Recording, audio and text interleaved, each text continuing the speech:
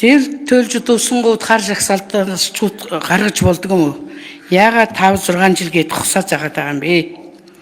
Нэгдүгээр, хоёрдугаарт малчтын зээл хамгийн өндөр хүтээ 20% хүтээ байдаг юм байна.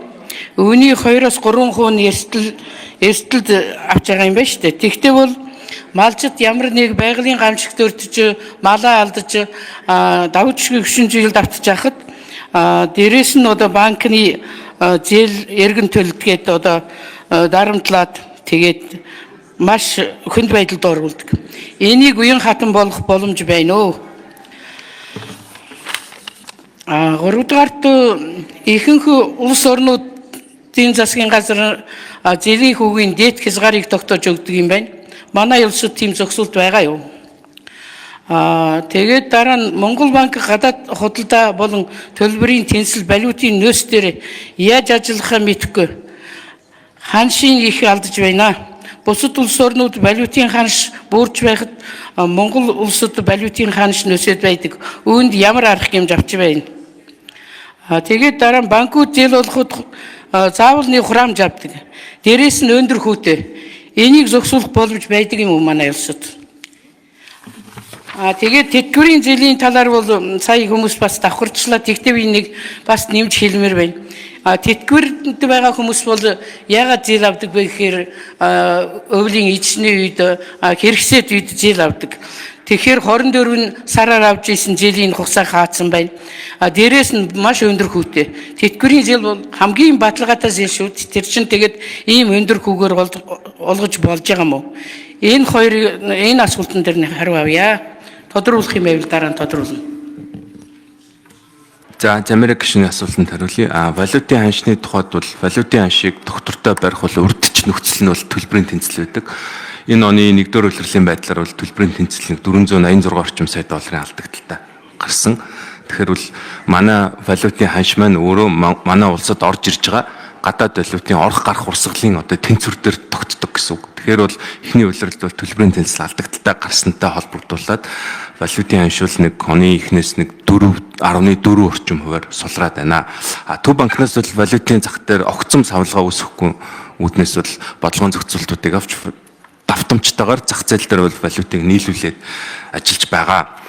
За, уян хатан зохицуулттай байх боломжтой юу гэдээ асууж байна. Түрүүн гишүүн бас хэлжлээ. Энэ малчны зээлэн дээр тухайн зээлдэгч маань өөрөө барьцаа хөрөнгөө малын индексжүүлсэн даатгуулаад тэр хүрээнд 2% зээлийн хүүгийн хөнгөлт аваад явж байгаа. Буюу тухайн барьцаа хөрөнгө нь даатгалд хамрагдсан тохиолдолд төрийн банк болон хаан банкнаас зээл авахдаа бол зээлийн хүн дээр нь бол 2% хөнгөлт авч байгаа. Монгол банкнаас бол одоо нийгэм байгаль цаг уурын одоо хүндрэлтэй нөхцөл байдлын улмаас зээлээ төлөөгүй зээлийн одоо ангилал буурсан тохиолдолд энэ зээлийн ангиллал бууруулах зохицуултыг бол өнгөрсөн 2024 оны 3 дугаар сараас эхлэн тодорхой хугацаанд жил 8 сарын хугацаанд бол хойшлуулад явсан байгаа. Тэгэхээр яг энэ зоднаас шалтгаалаад малчид зээлээ төлөөгүй зээлийн төлбөр хойшлсон тохиолдолд бол зээлийн ангиллал бол өөрчлөгдөхгүй гэсэн тийм зохицуултыг бол өнгөрсөн оны 3 сараас арилжааны банкудад бол өгөөд бид зохицуулт хийгээд явсан. Ер нь бол арилжааны банкнаас зээл авч байгаа тохиолдолд тухайн зээлийн одоо зээл restructuring буюу зээлийн эргэн төлөлтөнд өөрчлөлт оруулах эрх нь тухайн зээлдэгч болон банк хоёрт бол харилцан тохируулсны үндсэн дээр л бий болтгоо. За, энэ одоо ихэнх улс орнуудад зээлийн хүүгийн дэд хэмжээ тогтоодог. Манай засгийн газарт. Тэгээд манай улсад тийм зохицуулт байна уу гэсэн хариу авч чадсангүй. Тэгээд банкуд зээл олоход заавал хураамж авдаг шүү дээ. Тэгээд дээрээс нь өндөр хүүтэй. Ер нь энэ хураамж гэдэг юмыг зогсоолох боломж байдгүй юм манай орнд. Ийм хоёр асуулт. Зээлийн хүүгийн дээд хязгаар тогтоох тухай Замираг гишүүн үнэлээ. Яг ийм зохицуулт улс орнууд бол байдаг. Мөнгө хөлтийн тухайн хуультай улс орнууд ч байдаг. Гэхдээ зээл санхүүгийн хэрэглэгчийн эрх ашгийг хамгаалах тухай хуулийн дээр бол зээлийн хүүгийн дээд хязгаарыг тогтоох тийм зохицуултуудыг бол бид хүмүүс хуулийн драфтн дээр нь бол оруулаад ажиллаад явж исэн. Ер нь бол энэ дээр бол бас бүр одоо юу гэдгийг энэ дээр хатуу энэ болно болохгүй гэсэн тийм бодол бол байдгүй. Яг хувийнхээ хувьд хэлэхэд бас энэ дээр бол зээлийн хүүгийн дээд хязгаар дээр бол зохицуултыг бол боломжтой гэж байгаа. Одоо мөрдөгдөж байгаа мөнгөн зээлийн тухай хуулийн дээр санхүүгийн зохицуулах хурааны зээлийн хүүгийн дээд хэмжээг бол тогтоогод явж байгаа.